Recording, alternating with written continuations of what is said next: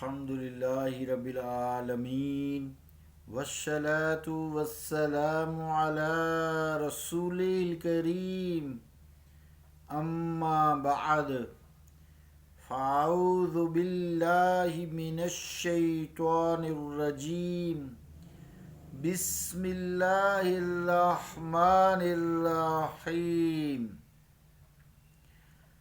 عن بريدة عن النبي صلى الله عليه وسلم قال من استعملناه على عمل فرزقنا رزقا فما أخذ بعد ذلك فهو غلول رواه أبو داود صدق اللہ و صدق الرسول الکریم۔ عزیزان گرامی قدر، السلام علیکم ورحمۃ اللہ وبرکاتہ۔ حدیث پاک کا ترجمہ سماعت فرمائیں۔ روایت ہے حضرت بریدہ سے، وہ نبی کریم صلی اللہ علیہ وسلم سے راوی فرماتے ہیں، جسے ہم کام پر لگا دیں پھر ہم اسے معاوضہ دے دیں تو اس کے بعد جو کچھ لے گا وہ خیانت ہے۔ اللہ اور اس کے رسول کا قول سچا ہے۔ ابو داؤد۔ عزیزان گرامی قدر، حضرت جو بریدہ ہیں، یہ بریدہ ابن خصیب اسلمی ہیں۔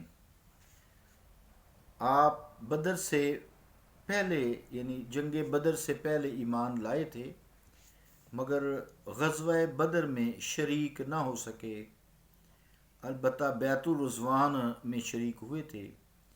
مدینہ طیبہ میں آپ کا قیام رہا ہے، پھر بصرہ میں چلے گئے، پھر خراسان میں غازی ہو کر رہے۔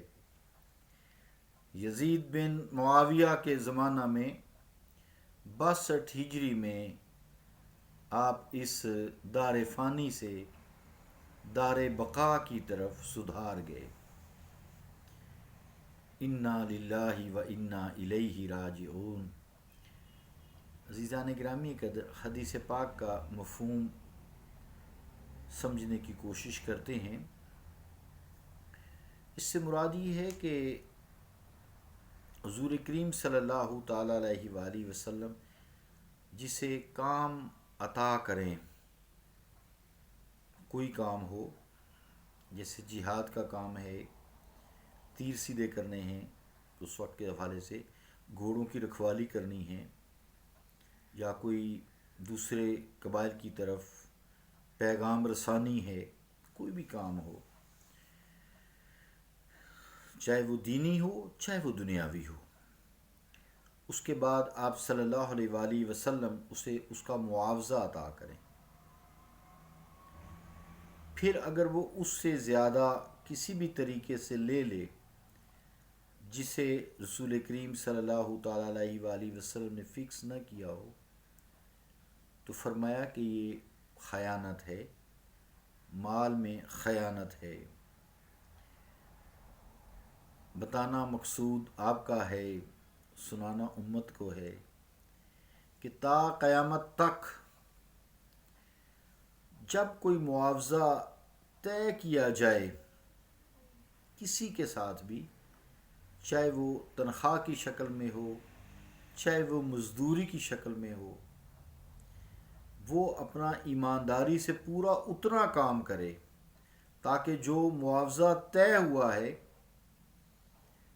اس میں کوئی گڑبڑ نہ ہو، وہ حلال رہے، حرام شامل نہ ہو۔ اسی طرح جو معاوضہ جس نے طے کیا ہے وہ اسے پورا معاوضہ دے۔ اب اس کے بعد اگر وہ بیچ میں کوئی کرپشن کرتا ہے تو رسول کریم صلی اللہ تعالیٰ علیہ وآلہ وسلم نے فرمایا وہ غلول ہے، یعنی امانت میں خیانت ہے۔ اب جیسے ایک معاوضہ طے ہے، مہینے کے بعد تنخواہ ملازم کو اتنی ملنی ہے، کام ہی نہ کرے، چھٹیاں کرتا رہے بلا وجہ، دفتر بھی جا کر بیٹھا رہے، چائے پیتا رہے، لوگوں کے چکر لگواتا رہے، یا پیسے لے کر الگ سے کام کرے جسے رشوت کہتے ہیں، یا بغیر پیسے کے کام نہ کرے، یا سفارش کے بغیر کام نہ کرے، تو یہ بھی اس طرح کی چھوٹی چھوٹی امانتوں میں خیانت ہے، چوری ہے۔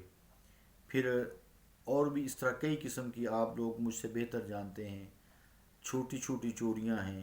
بات وہاں طے الگ کی، لوگوں کو یعنی مالک کو الگ بتائی، پھر جو مالک کو کم بتائی وہاں سے آگے زیادہ سے لے لی۔ مالک کو معلوم نہیں، مال مالک کا ہے، اصل زر اس کا ہے، وہ جو فالتو رقم ہے وہ خود رکھ لی۔ یہ بھی مالک کے مال میں خیانت ہے۔ اللہ رب العالمین ہمیں معاف فرمائے۔ اس طرح کی بہت ساری چھوٹی چھوٹی کرپشنز ہیں۔ پھر جھوٹ بولنا تو ڈھیر ہے نا اس طرح کی باتوں کا۔ جھوٹ بولنا، گیا مالک کے کام ہے،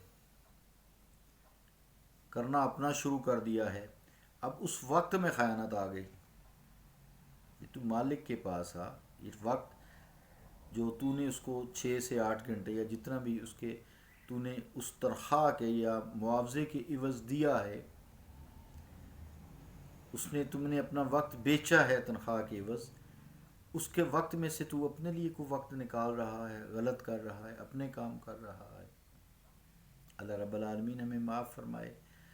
بہت ساری ایسی کرپشنز ہیں جو ہم روزانہ کرتے ہیں، اس طرح ہمارا مال حلال نہیں رہتا، اس طرح مسائل بہت سارے کریٹ ہو جاتے ہیں، گھر میں پھر مسائل کریٹ ہو جاتے ہیں۔ جب پیٹ میں رزق حرام جاتا ہے تو وہ جسم کے ایک ایک حصے کا جزو بن جاتا ہے، جزو بدن بن جاتا ہے۔